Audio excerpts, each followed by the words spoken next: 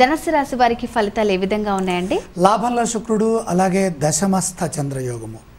ఇక దీర్ఘకాలిక ఫలితాలను ప్రసాదించేటటువంటి నూతన సంవత్సర ఫలాలను చూచినట్లయితే జన్మస్థ ఏలినాటి శని దోషం, ద్వాదశంలో గురుదోషము, అష్టమంలో సప్తమంలో రాహు సంచార దోషాలు ప్రధానంగా కనపడుతున్నాయి. అలాగే కేతు జన్మదోషం. వీటన్నిటిని అధిగమించాలంటే తెలివితేటలు అవసరం, సమయస్ఫూర్తి అవసరం, శాంతము, వినయము ఇవన్నీ బాగా పనిచేయాలి. ధనధాన్య లాభాలున్నాయి. ప్రధానంగా శ్రమ అధికమవుతుంది.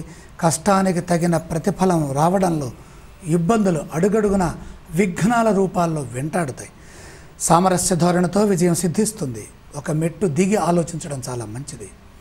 ఎవరితోనూ వివాదాలకు వెళ్ళరాదు. బాగా ఆలోచించి నిర్ణయం తీసుకోండి. 1కి 10 సార్లు పనిచేస్తే కానీ ఫలితం దక్కదు. ఆర్థికంగా ఖర్చు బాగా పెరుగుతుంది. అనవసరమైన ఖర్చులకి అడ్డుకట్ట వేయండి. రుణ సమస్యల నుండి బయటపడే ప్రయత్నం చేయకపోతే ఎక్కువగా ఇబ్బందులు ఎదురవుతాయి. మాట విలువతో కోల్పోయినవన్నీ తిరిగి లభిస్తాయి. మిత్రబలం పెంచుకోండి. ఇతరుల వల్ల విఘ్నం ఏర్పడకుండా ముందుగానే మాట్లాడండి. బుద్ధిబలంతో విజయం ప్రాప్తిస్తుంది. శ్రద్ధ ఏకాగ్రతలతో పనిచేస్తే ప్రశంసలు లభిస్తాయి. కీర్తిని గడిస్తారు. అంతా సవ్యంగానే జరుగుతుంది. ఆ జరగాలనే భావన మీ సంకల్పంలో దృఢంగా ఉండాలి.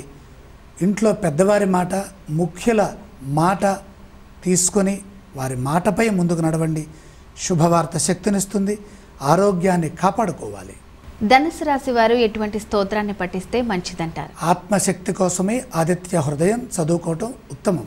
ఏ ఆలయ దర్శనం చేసుకోవాలంటారు? ప్రత్యక్షంగా సూర్య భగవాను దర్శించాలి.